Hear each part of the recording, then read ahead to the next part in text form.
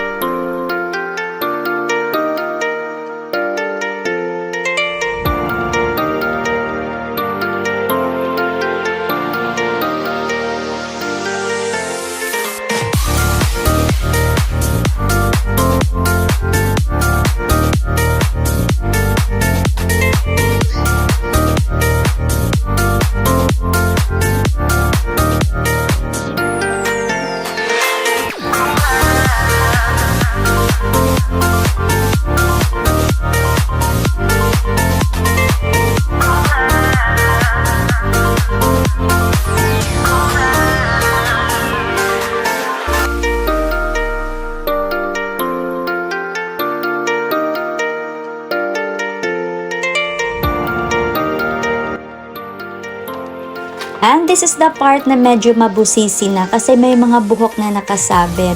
But kagaya pa rin ng mga usual vacuum cleaner, madali lang naman siyang ma-detach and may roller dyan. So dyan na kukuha yung mga buhok minsan kasi sa bed namin may mga buhok. So yan. And then makikita talaga yung mga dumi or mga fibers na nandyan. So very thankful ako kasi ito pala yung mga dumi na neglect natin, and ito yung nakaka-trigger ng mga ilong ng mga ating loved ones na sensitive. So since ang dust mite is one of the common allergens, so I'm glad na bumili ako dito kasi nakakampante ako, and nakikita naman natin talaga na nakakakuha talaga siya ng mga dumi na hindi natin inakala na nandyan lang.